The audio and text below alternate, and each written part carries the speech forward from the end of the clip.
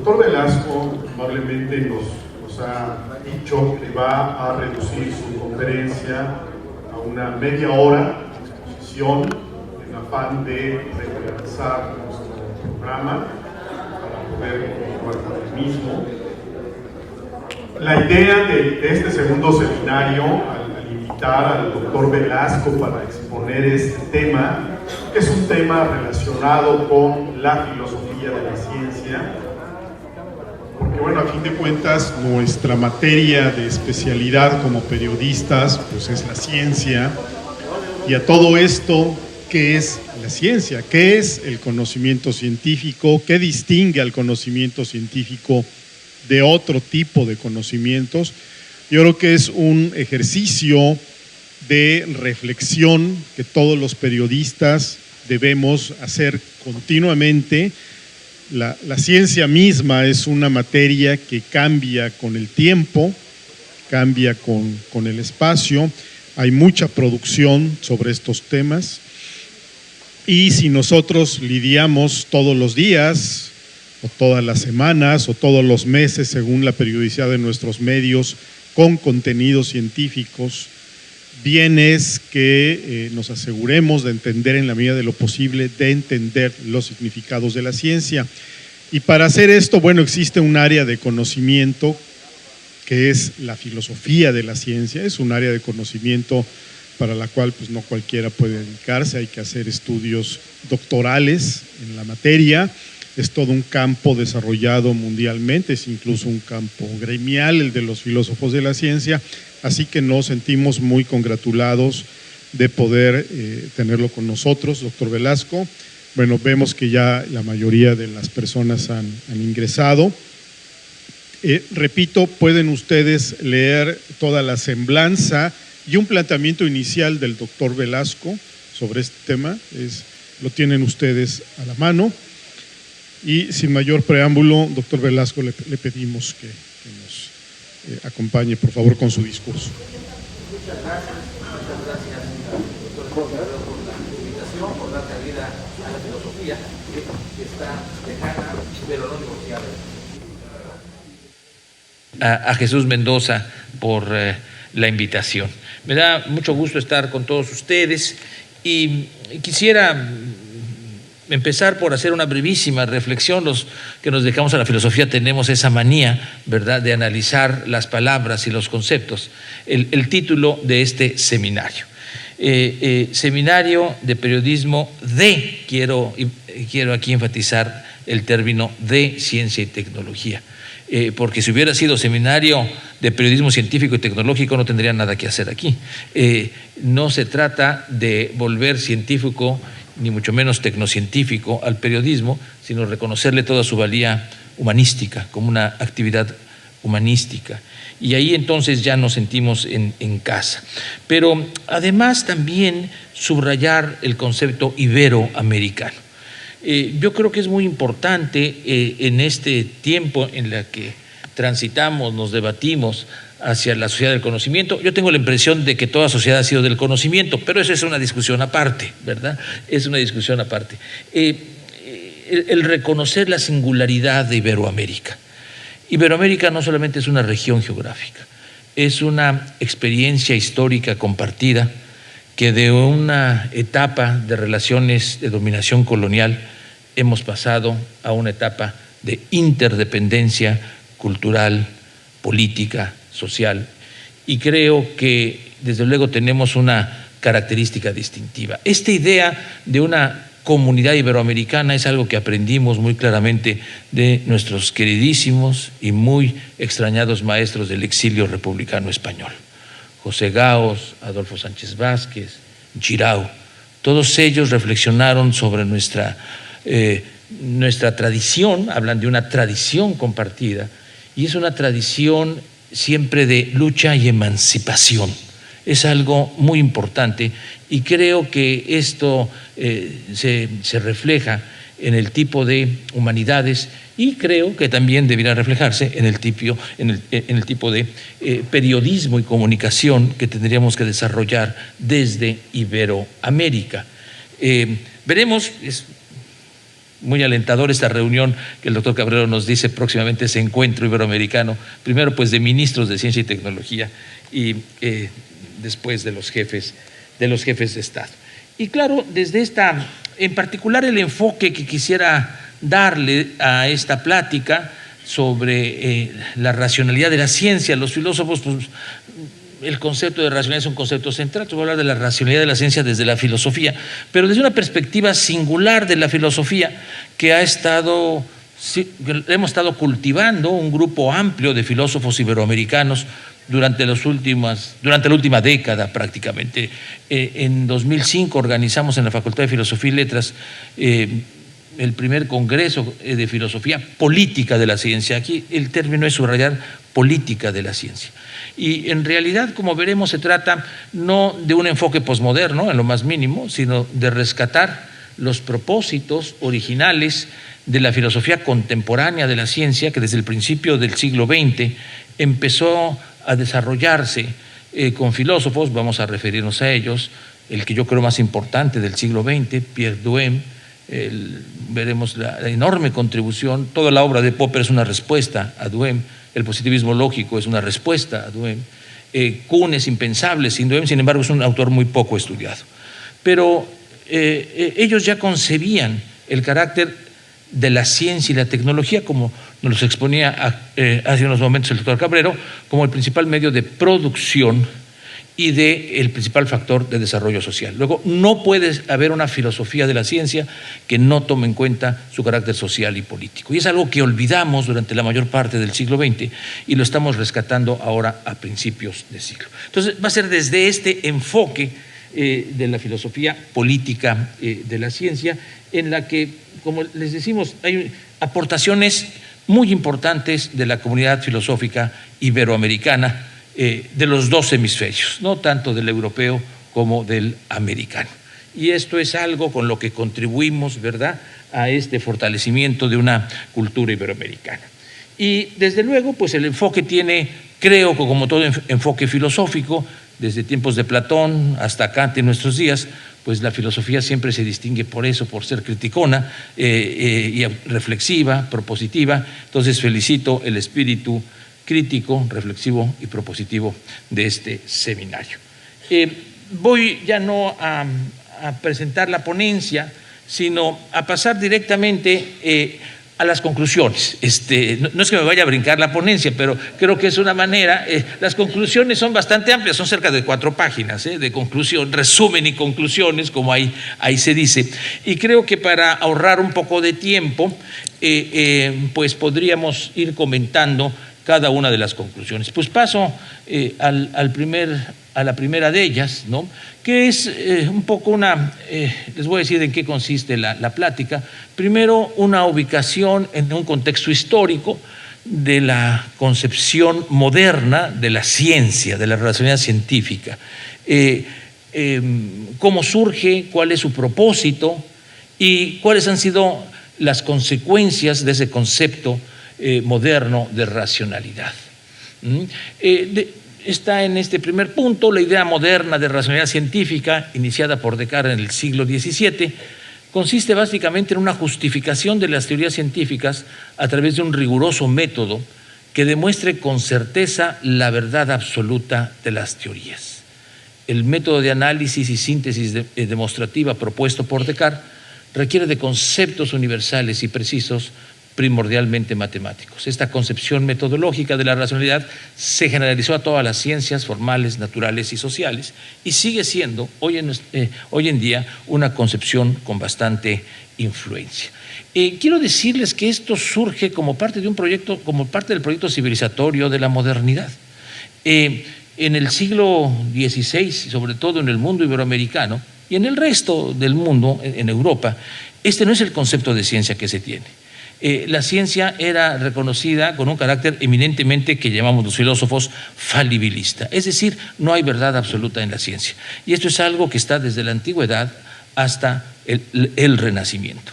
Sin embargo, contextualizando este surgimiento de la concepción moderna de ciencia, la ausencia de una certeza absoluta respecto a la verdad de las teorías científicas, lo que promueve según los filósofos del siglo XVII, los filósofos modernos, son discusiones, incertidumbre, discusiones, conflictos y finalmente guerras.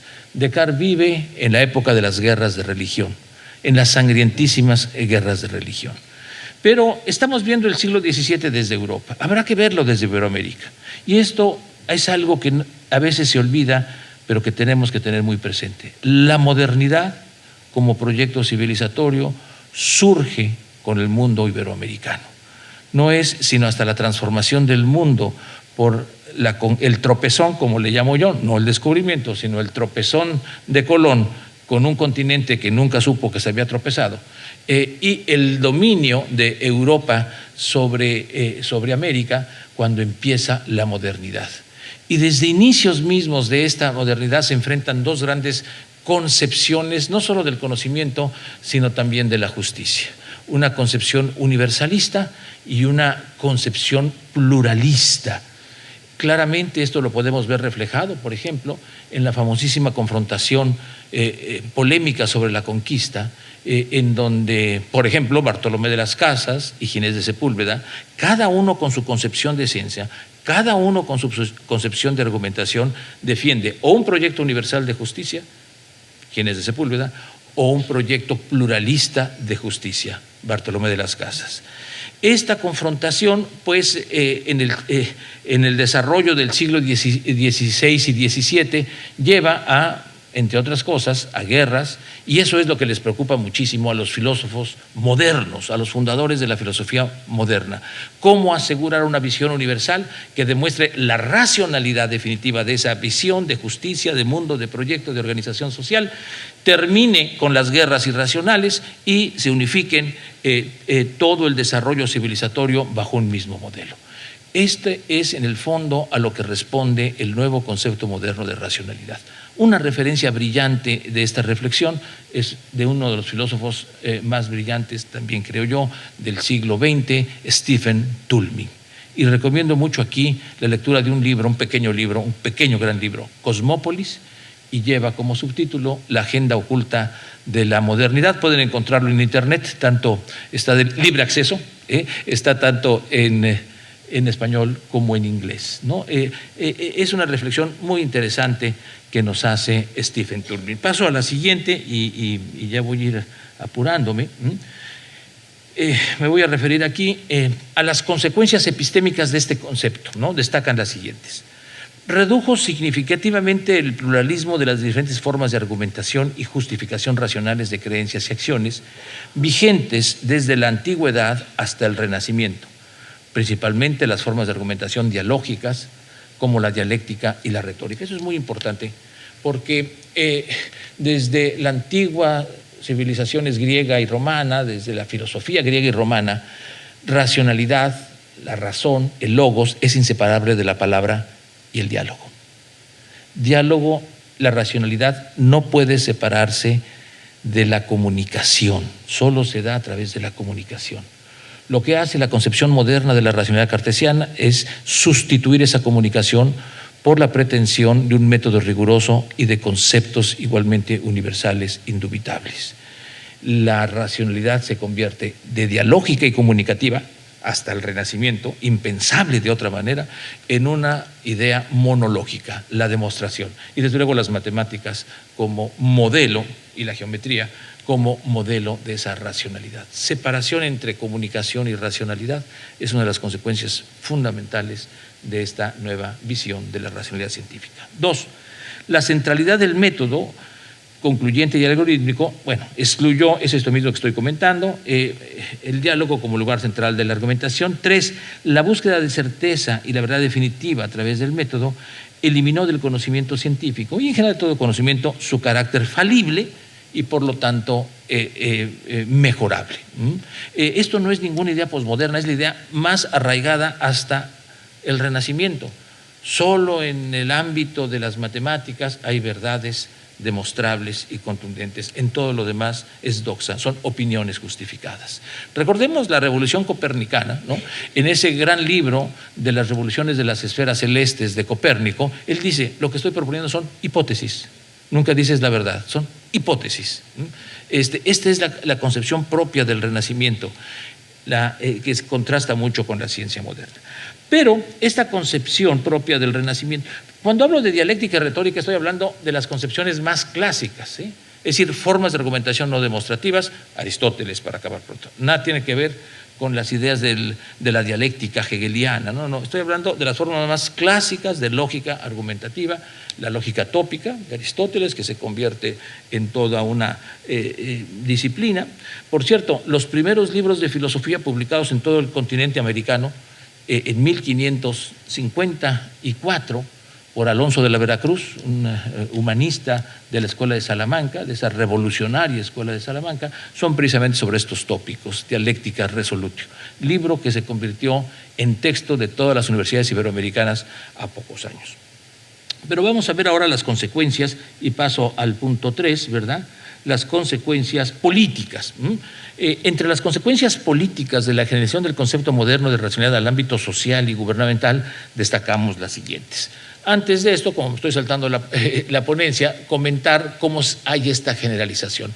Así como Descartes es el filósofo fundador de este nuevo concepto de racionalidad monológica, demostrativa, cierta, Hobbes es el gran filósofo de la modernidad que generaliza esta concepción de la racionalidad al ámbito social y político. Descartes lo pensaba circunscrito a la física y a las matemáticas.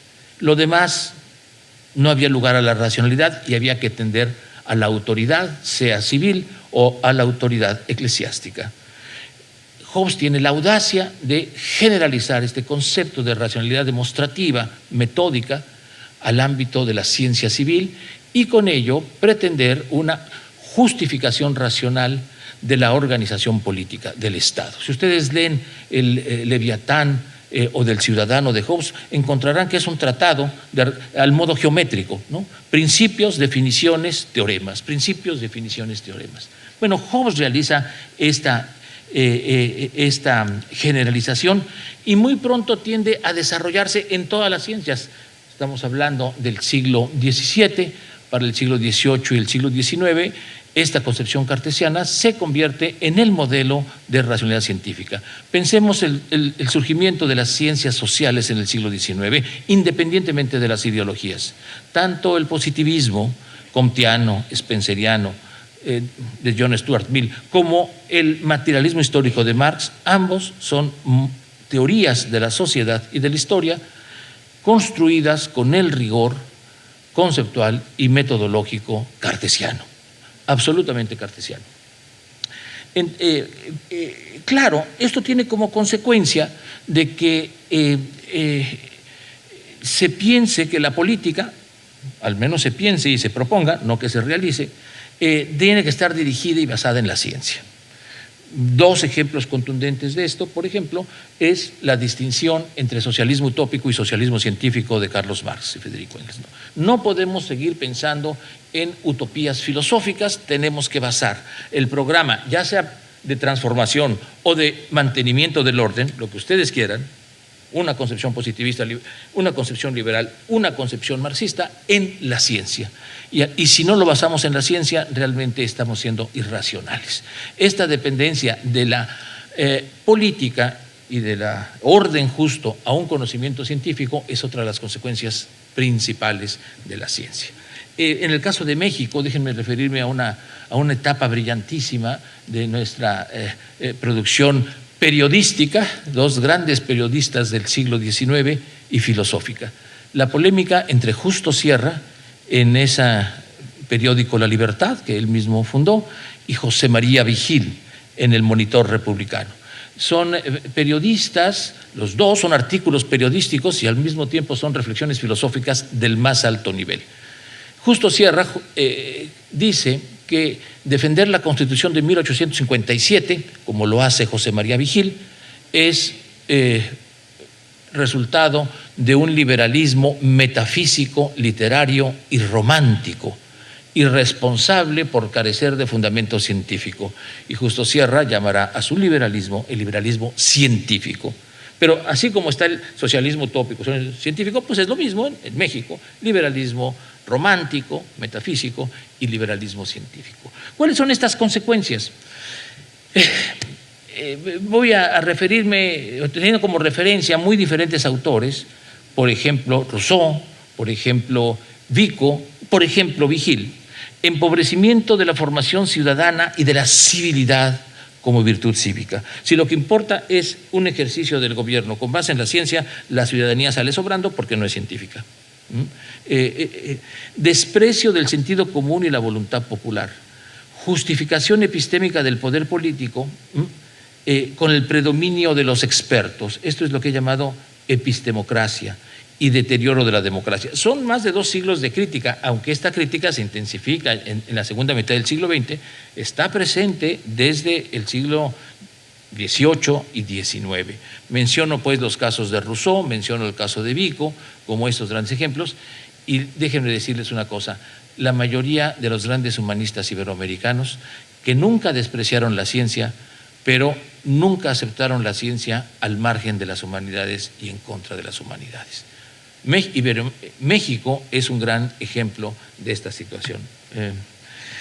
Y claro, así como hay una división interna entre científicos y público lego, ignorante, también hay una división de naciones y de continentes. El colonialismo intelectual entre las naciones con alto y bajo desarrollo científico. Esta es en general la leyenda negra de Iberoamérica frente a Europa y América del Norte, y en general la confrontación entre norte y sur.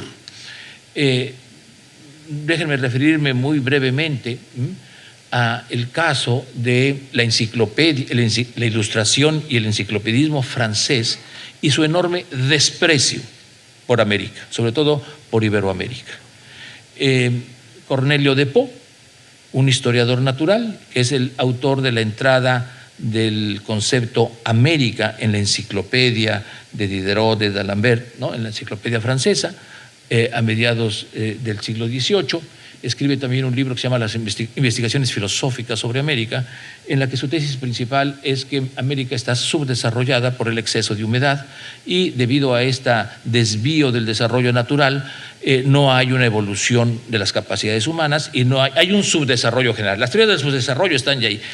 Los grandes filosofías de la historia de los grandes filósofos europeos, Kant, Hegel, Marx, retoman esta concepción enciclopedista y tremendamente despectiva de América por carecer, entre otras cosas, de las capacidades necesarias para un desarrollo científico. Bueno, estas son las consecuencias que tenemos, ¿no? Estas son. Humboldt, que era un investigador de verdad, consideró todo esto como patrañas, porque él se había estado en América. Él se había estado en México y en otros muchos países. Pero esta es la imagen. Bien, voy a apresurarme porque esto es lo que me pasa. Ahora bien, vamos a seguir con esta. Termino por la famosísimo ensayo de Rousseau sobre las ciencias y las artes. Es la respuesta que Rousseau hace al concurso que convoca la Academia que se convoca en Francia, en Dijon, en plena ilustración, para apreciar los frutos civilizatorios. La respuesta de Rousseau en este famosísimo ensayo de 1849 es: las ciencias y las artes solo han servido para engrandecer la dominación y la miseria humana. Esto, desde luego, es la visión romántica, que si la retomamos ahora es que ya es posmoderno. No hay un rechazo a las ciencias, lo que hay es un rechazo a la exclusividad de las ciencias como condición necesaria y suficiente para el progreso, la justicia y la felicidad humana. Las ciencias son tan importantes, pero son insuficientes. A la par, pues, necesitamos de otros criterios, entre ellos de criterios humanistas y sobre todo de una existencia de vida republicana.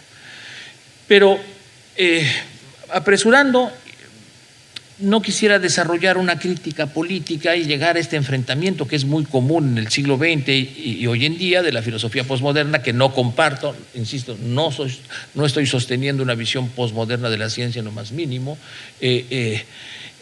sino vamos ahora a dar una brevísima referencia al núcleo central de la filosofía de la ciencia pura y dura del siglo XX en sus fundadores. En el positivismo lógico, quiero decirles que yo tengo una interpretación muy distinta del positivismo lógico a la común y corriente. Mi interpretación es que el positivismo lógico es una filosofía política de la ciencia. Y el antecedente Pierre Duhem. Lo que vamos a hacer es cómo desde la filosofía de la ciencia se demuestra el pseudo-racionalismo, es muy importante, concepto de uno de los fundadores del positivismo lógico, Otto Neurath, pseudo-racionalismo de la concepción cartesiana de racionalidad científica. Es decir, es un falso concepto, no puede haber un método suficiente ni una demostración definitiva de la verdad de la ciencia, eso es un engaño, y además un engaño que ha tenido repercusiones políticas. Entonces, paso a esta crítica, y aquí sí voy a hacer una lectura. Estoy en el punto, perdón, ahí estoy, en el punto 4. La concepción moderna de la racionalidad científica fue cuestionada a principios del siglo XX por los filósofos considerados como los fundadores de la filosofía contemporánea de la ciencia. Ellos mostraron que la pretensión de reducir la racionalidad a un método demostrativo es una falacia, y por ende tal concepción de la racionalidad es un pseudo-racionalismo. Y aquí sí me voy a permitir leer esta brillantísima cita de Pierre Duhem, a quien considero el filósofo más destacado de la ciencia, porque justamente como científico, como un destacado físico en el ámbito de la termodinámica, como el mejor historiador de la astronomía que ha habido hasta ahora, Sistema del Mundo, 11 tomos, el único lugar donde está el Instituto de Astronomía, en México es el Instituto de Astronomía, y como uno de los filósofos más brillantes, pues tiene mucha autoridad para hablar de la ciencia. Cito. Quiero decirles que al español apenas fue traducido en 2004 un texto que es de 2006. Cito esta parte: cuando ciertas consecuencias de una teoría son golpeadas por la contradicción experimental, sabemos que debemos modificar la teoría, pero tal contradicción no nos indica cómo modificarla. No existe principio absoluto alguno que dirija esta indagación, que diferentes físicos pueden conducir de muy diferentes maneras sin que ninguno de ellos tenga el derecho de tachar a otro de ilógico. Esto no quiere decir, esto es lo más importante, esto no quiere decir que no podamos preferir propiamente, racionalmente, el trabajo de uno de ellos sobre otros. La lógica pura no es la única regla de nuestros juicios. Algunas opiniones que se salvan del martillo del principio de no contradicción pueden ser perfectamente no razonables. Estos motivos que no proceden de la lógica, pero que no obstante dirigen nuestras preferencias y elecciones, estas razones que la razón no conoce y que habla del amplio espíritu de fineza y no del espíritu geométrico, retoma los conceptos de Pascal, constituye lo que es propiamente llamado buen sentido. Bueno, Duhem vuelve a situar la racionalidad en la discusión, en la controversia, en la confrontación de diferentes teorías.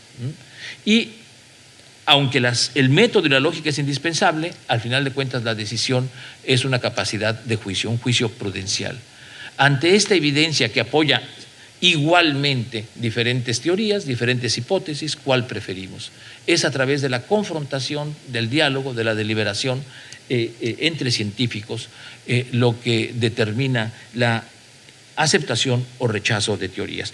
Me parece, vuelve a restituir la lógica dialógica, la racionalidad dialógica en el seno mismo de la ciencia y de la física misma. Bueno, la siguiente referencia que hago es a uno de los fundadores del positivismo lógico, que reconoce por mucho la influencia de Duhem, y que es Otto Neurath.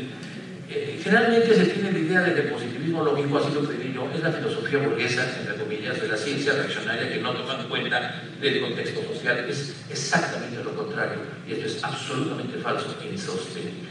Recomiendo aquí un libro reciente, excelente libro, por cierto, de un filósofo periodista, Drake, también lo encuentran en línea, que se llama Cómo la Guerra Fría transformó la filosofía de la ciencia. Nos explica por qué la deformación tan radical del positivismo lógico. Otto Neurath retoma los argumentos de Duhem y dice, bueno, efectivamente, la concepción cartesiana de la ciencia, de esta ciencia como verdad definitiva, método seguro, es falsa. Tenemos que sustituirla por otra, y desde luego reconoce esta necesidad de diálogo. Pero bueno, como marxista que es, como sociólogo, historiador y economista que es, entiende perfectamente que la ciencia y la tecnología es el principal medio de producción. Y por lo tanto, las evaluaciones, selecciones y políticas y decisiones sobre la ciencia no están libres de intereses y de valores no epistémicos, sino que están siempre mediados, intervenidos por intereses y valores económicos y políticos. Noira va a llamar a estos motivos auxiliares. Y los motivos auxiliares forman parte de la elección racional de teorías. Por lo tanto, una condición para que pueda haber un tratamiento racional de los motivos auxiliares es una discusión pública.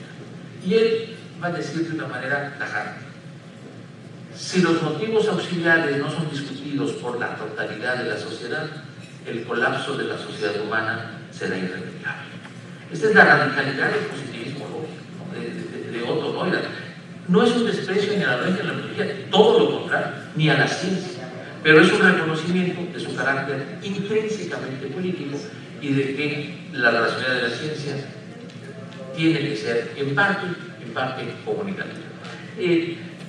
La radicalidad desafortunadamente, y yo antes ya voy muy rápido porque ya quería reducirla y ahora me estoy extendiendo más, desgraciadamente ni la filosofía de la ciencia popperiana ni la filosofía de la ciencia kuhniana, es decir, prácticamente toda la filosofía del siglo XX de la ciencia, retomaron esta idea radical del carácter intrínsecamente político de la ciencia y la tecnología y el carácter intrínsecamente comunicativo y dialógico de la racionalidad. De alguna manera, este segundo punto sí lo retoma Thomas Kuhn con su concepto de comunidad científica, del paradigma de la comunidad dividida entre iconoclastas y tradicionalistas, pero Kuhn mismo sigue reduciendo el concepto de racionalidad al ámbito estrictamente interno de la ciencia, no externo. Y los que retoman la dimensión externa, pues son sobre todo la sociología de la ciencia, que no reconoce las cuestiones epistémicas y la racionalidad lógica y metodológica. La integración entre estos aspectos epistémicos, lógicos y metodológicos y los aspectos políticos, pues proviene ya propiamente de estos esfuerzos que se desarrollan a partir de este siglo, del siglo XXI, de la primera década, de lo que llamamos filosofía política de la ciencia. Voy a pasar, antes una brevísima referencia al desarrollo de la tecnociencia. Fíjense que resulta algo paradójico y algo muy preocupante que en la medida en que la ciencia y la tecnología abiertamente tiene un carácter político y se reconoce su carácter determinante en el progreso social, la filosofía de la ciencia dominante se empeña en negar. Esto es algo que nos retrasó muchísimas décadas. Es decir, después de la Segunda Guerra Mundial y durante la Segunda Guerra Mundial, el surgimiento de la macrociencia, el proyecto Manhattan, pues muestra el carácter intrínsecamente social y político de la ciencia. El famoso texto del presidente de la oficina del colega, el doctor Cabrero, en aquel tiempo de la posguerra, ¿no? Vannevar Bush, y su ensayo sobre Science the Endless Frontier, que también está en internet, Science the Endless Frontier, mejor conocido como el contrato social de la ciencia. Es la respuesta que el presidente de la Oficina de Investigación y Desarrollo de Ciencias de los Estados Unidos da al presidente Roosevelt cuando, al terminar la Segunda Guerra Mundial, Roosevelt le pregunta qué puede hacer la ciencia y la tecnología en tiempos de paz para el progreso social. Todo si invierten en ciencia y si nos dejan libres de determinar el propio desarrollo de la política científica. Esa es la respuesta, pero ahí hay una respuesta en la que está diciendo: la ciencia y la tecnología son los factores determinantes para el desarrollo del progreso social. A pesar de eso, la filosofía no lo reconoce, cierra los ojos y sigue con esta visión internalista, ¿no? Lo cual pues nos deja muy mal parados a los filósofos. Pero afortunadamente pues es hasta ya en el siglo, a principios de este siglo hay un cambio muy importante de la nueva filosofía política de la ciencia. Estos puntos que he resumido la reticencia de la filosofía de la ciencia predominante a considerar cuestiones sociales y políticas, el punto 10, ha redundado en un lamentable silencio respecto a los graves riesgos y sobre todo las profundas injusticias que ha producido el desarrollo científico y tecnocientífico. Estamos hablando sobre todo de el uso de la ciencia en la carrera armamenticia y también desde luego que el desarrollo científico y tecnológico y la innovación no han repercutido hoy en día en una sociedad más justa. Se reconoce su carácter determinante para el desarrollo económico y social, pero no ha ido acompañado de una equidad social. Que la filosofía de la ciencia haya guardado silencio sobre esto realmente es un grave problema. Voy a leer ya los puntos porque si sigo comentando me voy a extender más. Los puntos 9 y 10 nos llevan a reconocer la urgente obligación de la filosofía de la ciencia de retomar el programa amplio que incluya las cuestiones sociales y políticas soslayadas. En esta dirección, la filosofía política de la ciencia puede ser una alternativa. Desde la perspectiva de la filosofía política de la ciencia, la pregunta central que se plantea es: ¿cómo puede la ciencia y la tecnociencia contribuir a la construcción y fortalecimiento de la democracia, la justicia social, la libertad y en general del bien común de todas las naciones? En la última década, un creciente número de filósofos ha centrado su interés en ofrecer respuestas a esta pregunta. Menciono algunos norteamericanos: Philip Kitcher, Stephen Turner, Carl Meacham, y sobre todo iberoamericanos: Fernando Broncano, español; Alfredo Marcos, además un excelente comunicador de la ciencia.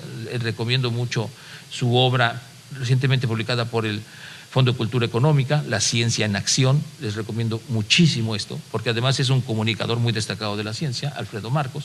Javier Echeverría, León Olivé, López Beltrán, entre otros. La mayoría de las respuestas coinciden en la idea básica de Neurath de una discusión amplia e incluyente en el espacio público, lo cual requiere desde luego una amplia comunicación pública de la ciencia. Dicho en otras palabras, si la ciencia no se convierte en un bien público, tanto en el sentido estrictamente económico como en un sentido ético y político, el desarrollo científico y tecnológico no podrá acarrear justicia social ni irá acompañada de una democratización de la ciencia. Este es el reto fundamental. Para complicar el asunto y terminar ya, déjenme nomás meter este problema de la diversidad cultural, y con eso termino. En las sociedades multiculturales, como todas las naciones iberoamericanas, si el desarrollo científico y tecnocientífico ha de contribuir a la justicia social y al fortalecimiento de la democracia, resulta indispensable que también contribuyan a la preservación y enriquecimiento de la diversidad cultural. Para tal fin proponemos, esto ya es una propuesta específica, para tal fin proponemos que en los procesos de comunicación que forman un aspecto intrínseco, hay que reconocerlo, de la racionalidad científica, no es algo aplicado de o simplemente para difundirlo, es un aspecto intrínseco de la racionalidad científica, tanto epistémica como social y política. No podemos disociar estas dimensiones social y política de la racionalidad. Se fomente el diálogo intercultural con otros tipos de saberes socialmente relevantes, comúnmente llamados conocimientos tradicionales, bajo un principio que denomino yo de equidad epistémica. Este principio no asume una igualdad o equivalencia epistémica entre los diferentes tipos de conocimiento, sería una aberración, sino que previene la exclusión o menosprecio de en la comunicación de los conocimientos socialmente relevantes, ¿no?, específicos en cada comunidad donde se pretende hacer una aplicación de ciencia y tecnología. Pongo un caso: la nueva ley, resultado de la reforma energética, y la necesidad, por ejemplo, que plantea la ley, que en caso de que haya terrenos de comunidades, de pueblos, donde haya lugar proyectos tecnocientíficos de explotación de esos recursos, pues las compañías pueden acercarse con las comunidades ejidales, con los propietarios, con los pueblos, y nos interesa explotar esto.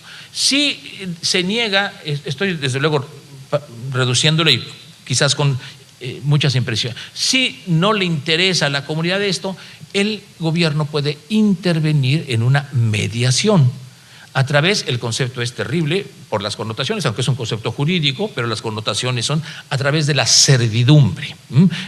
Muy infeliz término. Claro, servidumbre es derecho de paso, es esta idea, pero tiene otras connotaciones servidumbre. Que el Estado facilite la servidumbre a las empresas es una expresión muy poco afortunada, pero bueno, eso es parte de la ley.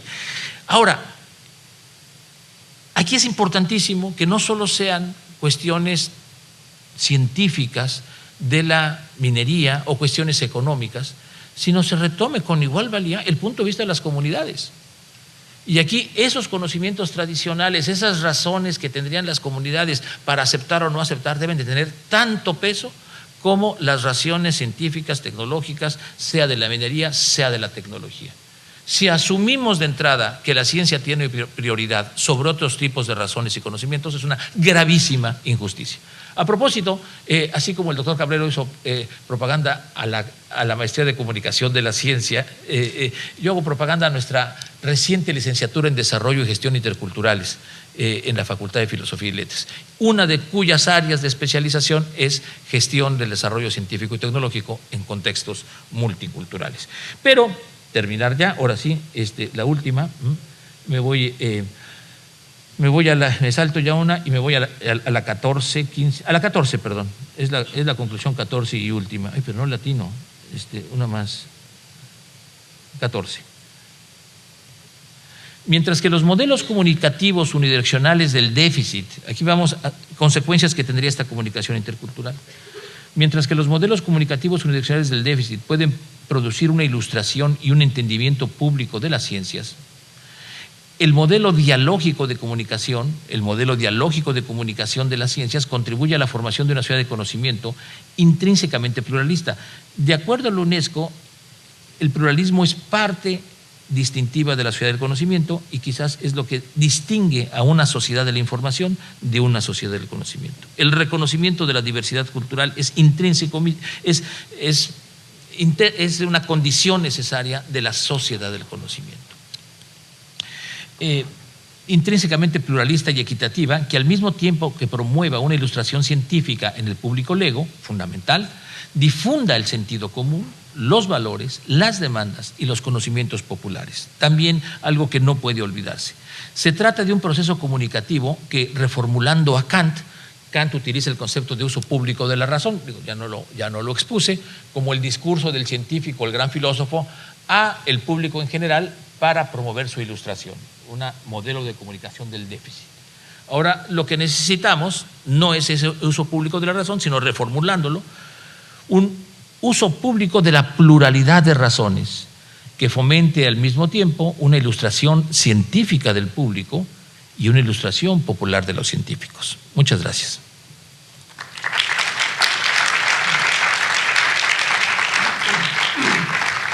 Muchas gracias, doctor, por esta estupenda presentación a muy alta velocidad. Perdón. Y esperamos que se hayan sentido provocados a retomar lecturas, a emprender lecturas nuevas. Es un campo apasionante, así como muchas veces vemos que los periodistas que cubren cultura son expertos en el muralismo mexicano. Nosotros estamos también de alguna manera apasionados, o deberíamos estar apasionados por alguna de las ramas de la ciencia y tener una actualización constante. Muchas gracias, doctor. Muchas gracias. Y si hay algunas preguntas, por favor, pueden pasar a los micrófonos para formularlas. Esperamos a Javier Flores, que parece ser que va a hacer una pregunta, o han quedado muy motivados a la reflexión. O todo lo contrario. La misma. Bueno, ya tenemos a Antimio y llegó primero ¿quién? Vamos a ver. Adelante, por favor. Sí, está bien. Sí, muchas gracias. Muchas gracias, doctor Velasco, por su charla.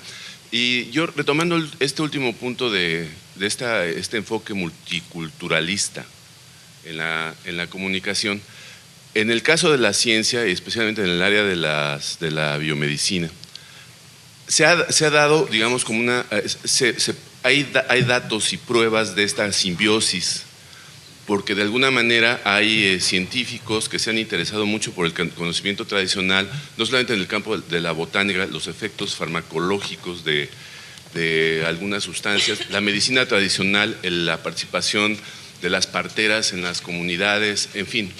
De tal manera que los elementos pareciera que ahí están, pero como que la ciencia moderna ha ido avasallando este conocimiento. Y bueno, al punto al que quiero llegar tiene que ver con lo que se discutía un poco en la sesión anterior, que generalmente cuando se habla de innovaciones se piensa en los expertos que van a hacer esto, ya lo decía Manuel Lino en su intervención previa, pero yo creo que hace falta también convocar a la sociedad en general hacia la innovación, no solamente a las empresas, porque por ejemplo hay casos en los cuales en la industria automotriz los propios trabajadores tienen aportaciones importantes para mejorar algún tipo de aspectos en las plantas de montaje, en fin.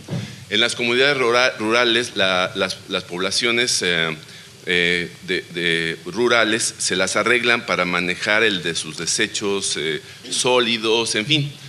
Y cada comunidad tiene como problemas muy particulares que son los que hacen surgir ideas muy particulares de cómo se deben resolver algunas cosas, y creo que se debe de fomentar, o digamos una de las conclusiones, quería ver si está de acuerdo el doctor Velasco con esto, de que si debiera de convocarse también digamos en este concepto de multiculturalidad a toda la población a participar en la innovación. Muchas gracias. Vamos de una vez con todas las Sí, está bien. Adelante, por favor. Ok, acá a mí me surge la pregunta, ¿cómo interesamos a los científicos en esta parte del conocimiento popular, de la multiculturalidad, cuando vemos que cada vez saben más de un campo más pequeñito, ¿no? Son muchísimo más especializados ahora que hace algunos años, ¿no? Entonces, ¿cómo los interesamos? Voy a hacer también mi anuncio de pronto en el CICI. En una de nuestras maestrías, en la de energía renovable, tenemos el seminario de filosofía de la ciencia, pero son los únicos de nuestros 8 posgrados que toman filosofía de la ciencia. Entonces creo que también ahí tenemos una falla los que educamos científicos y tecnólogos a nivel formación de educación superior, ¿no? Porque no consideramos a la filosofía de la ciencia como una parte integral de la formación, sobre todo de científicos de áreas duras, ¿no? Claro, muchas gracias. Gracias. Antilio, por favor. Gracias, doctor. Muy brevemente, ¿cómo observa usted aquí en México el puente o la interacción entre ciencias sociales y lo que son ciencias exactas, ciencias biológicas? Porque a veces parece que cuando uno va y visita a algún investigador de estas áreas exactas, biológicas, no se refieren a los científicos sociales como verdaderos científicos. ¿Qué pasa ahí? Incluso a veces en las consultas públicas y en la toma de decisiones uno ve que los que predominan pues son científicos de estos campos que yo le comentaba, y los científicos sociales tienen poca visibilidad cuando se hacen estas discusiones sobre la ciencia. Gracias, doctor. Muchas gracias. Gracias. Finalmente, Manuel. Escuchándolo, de pronto yo estaba diciéndome, ¿y cómo voy a hacer una nota con esto? Que a mí me parece tan importante que todo mundo lo escuche. Y entonces no sé si invitarlo a reflexionar no solo sobre la comunicación de la ciencia, sino sobre la comunicación de la filosofía. ¿Cómo se hace llegar este tipo de reflexiones a un público mucho más amplio que pues los pocos afortunados que estamos aquí? Muchas gracias. Sí, por favor, sí, cómo no. Alfonso Morales, del Foro Consultivo Científico y Tecnológico. Primero que nada, felicitarlo, doctor. Es una muy brillante y a toda velocidad, pero también sumamente densa la exposición acerca de esta descripción histórica de los conceptos y las definiciones que desde la filosofía han vertido sobre la ciencia. Yo mismo estaba con cara de que en un momento determinado de la conferencia comenzaba a hablarse en yiddish antiguo, entonces yo no comprendía muchas cosas. Creo que comparto con la mayoría de mis compañeros esta sensación, pero realmente fue muy elocuente, muy alimentario pues para nuestras expectativas. Muchos nos preguntábamos cómo un filósofo en un seminario iberoamericano de periodismo, de ciencia, tecnología e innovación, y bueno, la exposición fue lo suficientemente contundente y elocuente como para demostrar por qué es necesario que nos hagamos acompañar de los filósofos, de la filosofía y tal.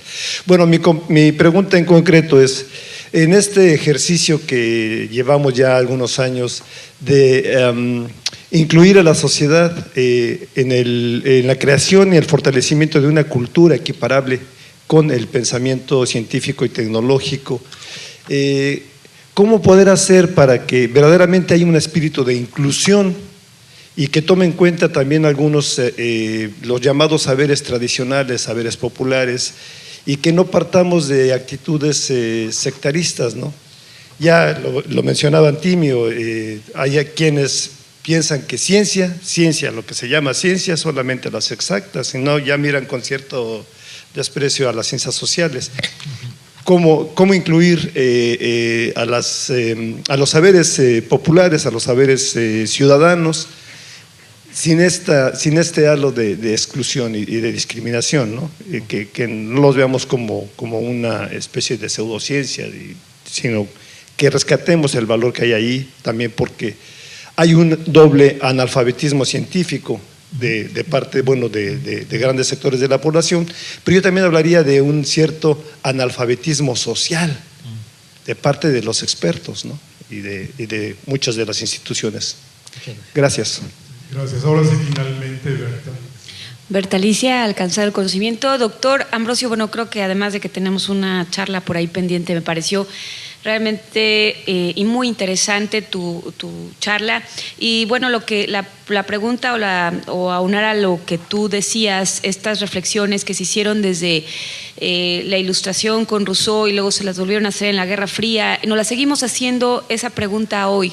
¿Cómo puede la ciencia, la tecnología y la innovación en pleno siglo XXI pues ayudar a eliminar esas brechas y a favorecer más la justicia social? Como lo decía el doctor Cabrero, y cuando lo hemos constatado en diversos estados de la República, la diferencia del desarrollo es totalmente notable, ¿no? Entonces, ¿cómo podría de alguna manera esa pregunta ser contestada, que bueno, no se la han podido contestar desde la Ilustración y a la fecha todavía no tenemos una respuesta? Gracias. Muchas gracias. Doctor. Muchas gracias. Pues muy rápidamente, casi de manera telegráfica. Bueno, Javier, gracias, porque además has puesto un ejemplo estupendo, la farmacéutica, que es una de las áreas de la economía que más invierte en investigación y desarrollo para promover la innovación. Estudios, por ejemplo, quisiera referirme a los proyectos de bioprospección del Banco Mundial en Centroamérica, justo en donde se integra gobierno, la triple hélice, ¿verdad? Es más, aquí ya hay una cuarta hélice, que es, creo, lo que debe de hacerse, el sector social en general, que en este caso serían comunidades tradicionales indígenas, para la recuperación de saberes tradicionales. El éxito de estos proyectos de bioprospección en la industria farmacéutica es impresionante. Son una productividad basada en el conocimiento tradicional, exclusivamente en el conocimiento tradicional centenario o milenario de las comunidades científicas. La productividad es de miles de millones de dólares. El promedio es que de cada 10,000 especímenes para obtener el término de la farmacéutica, es sustancia activa, no sé cuál es el término específico, el principio activo, 1 sobre 10,000. Si van directo a los conocimientos tradicionales, 1 de 2. 1 de cada 2 propuestas de conocimientos tradicionales termina exitosamente. Es decir, si esto no es una prueba contundente de la valía epistémica del conocimiento tradicional, no sé qué más puede ofrecerse. Y realmente es que somos muy testarudos los filósofos, no sé si los científicos, pero los filósofos sí, de no reconocer esta evidencia. Las empresas sí lo reconocen, lo que es el colmo es que no se reconozca en otros ámbitos, ¿no?, académicos como la filosofía y no sé si la ciencia, pero ciertamente la empresa sí los reconoce y ahí están esos proyectos. Claro, pero aquí viene la tremenda injusticia. ¿Y qué han recibido a cambio esos conocimientos tradicionales? Quiero referirme aquí a una enciclopedia de conocimientos tradicionales elaborada por Arturo Argueta y por el doctor Viesca de la Facultad de Medicina, en la que justamente están previniendo contra el pirataje de conocimientos tradicionales. Ahí está ya publicada por la UNAM, es una enciclopedia maravillosa donde vienen cuáles son los conocimientos tradicionales de hierbas y cuál es su principio activo. Es decir, no su principio, perdón, su efecto activo. Esto lo que está previniendo es que puedan patentarse sin que se beneficien esas comunidades tradicionales, ¿verdad? Pero es un excelente ejemplo. la pregunta sobre cómo interesar a los científicos por el conocimiento tradicional. Yo creo que hay muchos científicos interesados en el conocimiento tradicional. Estoy pensando ahorita, por ejemplo, Germinal Goucho, ¿no? un físico de primer nivel, profesor emérito del Instituto de Física, y es una de las gentes que a mí, por ejemplo, me presentó y me refirió con Boaventura de Sousa Santos, Germinal Goucho, y su concepto de, ya lo refiero en la ponencia, su concepto de ecología de saberes, ¿no? Un concepto muy importante, dos conceptos, ecología de saberes y hermenéutica diatópica. Todo esto me lo platicó y por eso contacté Germinal Goucho. Entonces yo creo que hay una comunidad creciente de científicos interesados en estos saberes tradicionales, pero hay mucho que hacer. Y aquí me parece que lo más importante es el impulso de la interdisciplina. Con la doctora Julia Taguaña hemos platicado al respecto. La urgencia de que haya una política académica en todas las universidades de la interdisciplina. Pero daríamos un paso más allá, la transdisciplina. La diferencia entre inter y trans es que la transdisciplina toma en cuenta también conocimientos no científicos, como pueden ser esos conocimientos. Y me parece de una enorme urgencia impulsar programas de estudio, proyectos de investigación. El enorme problema es que todas las instancias, lo vivimos en la Academia Mexicana de Ciencias, ¿no? Cuando intentamos crear un premio a la interdisciplina, los colegas de los dos hemisferios, quiero decir, de ciencias sociales y humanidades y de ciencias naturales, se opusieron radicalmente al reconocimiento de este premio y no se otorgó. Es algo que ahí tenemos que impulsar muchísimo y además, bueno, lo digo también autocríticamente, hay una palabrita mágica en el reglamento del SNI que se aplica como guillotina: tener una línea de investigación consolidada. Cuando se empiezan a romper estas barreras y estas disciplinas, entonces las comisiones decimos, es que no tiene una línea de investigación consolidada. Hay toda una estructura dentro de la vida académica que está imposibilitando, frenando la innovación en la investigación inter y transdisciplinaria. Y esto es parte de nuestra responsabilidad. Creo que ahí tenemos que atender. Por cierto, uno de los proyectos más importantes de interdisciplina es el positivismo lógico. El programa fundamental es Ciencia Unificada, Enciclopedia de la Ciencia Unificada. Es un proyecto radicalmente interdisciplinario, el del positivismo lógico. Pero bueno, eso es aparte. Entonces, eso sería quizás una de las vías, impulsar la interdisciplina. Y desde luego, esto tiene que ver mucho con las ciencias sociales y las humanidades. En realidad, lo que sufrimos como parte de este predominio de una concepción de la racionalidad unívoca, demostrativa, indubitable, pues es lo que se llama las dos culturas, el divorcio de las dos culturas, como lo llamó Snow, ¿no? Pero no solo eso, en todos los ámbitos de la academia, de nuevo hay una reproducción de esta división entre ciencias duras, ciencias blandas, ciencias sociales y ciencias humanidades.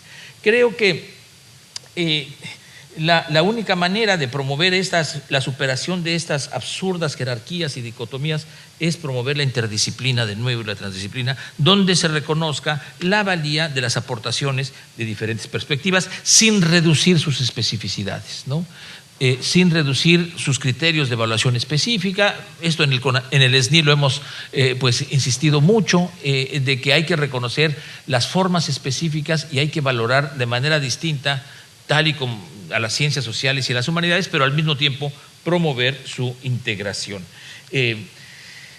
Manuel, la comunicación, sí, esto es uno de los grandes retos. Yo creo que retomaría aquí una idea de nuevo del positivismo lógico. Decían en este documento que les recomiendo que lo lean, La concepción científica del mundo, del Círculo de Viena, es un documento de 1929, en el que empieza y termina con la idea: la ciencia solo tiene sentido si sirve a la vida.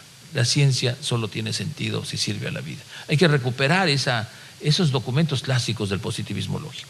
Pero en esos documentos, dicen los positivistas, nosotros no promovemos ni una filosofía ni una ciencia de profundidades. Eso es metafísico y obtuso. Queremos una ciencia de superficialidad, de claridad. Y creo que es una obligación de la filosofía. Si algunos de los servicios importantes que puede prestar la filosofía es el esclarecimiento la comunicación clara, el esclarecimiento de las palabras y de los conceptos. Sí me preocupa mucho que haya sido obtuso y metafísico en esta exposición a veces, porque pues pensaba lo contrario. Y aquí de nuevo retomaría esta idea kantiana. El uso público de la razón, que es el discurso al gran público por parte del filósofo, del científico, no debe ser una forma de divulgación, una forma secundaria de comunicación, debe ser la forma primaria. Y aquí tenemos gravísimos problemas.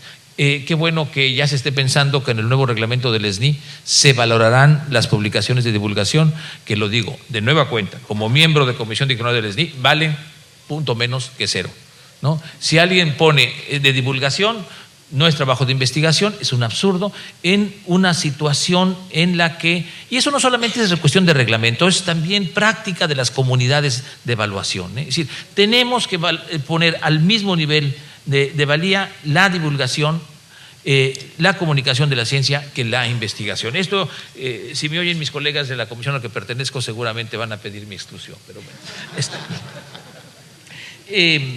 Finalmente, ¿qué otra pregunta?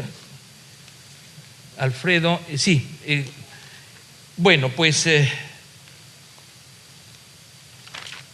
creo que, aunque ya no me refiero a cada una de todas las preguntas, pues he tratado de responder en términos generales a sus inquietudes. Muchas gracias. Muchas gracias, doctor. El Consejo Nacional de Ciencia y Tecnología agradece su participación. Muchas gracias. Un receso de 5 minutos y continuamos con la última mesa antes de la comida. Va a continuar la mesa de televisión.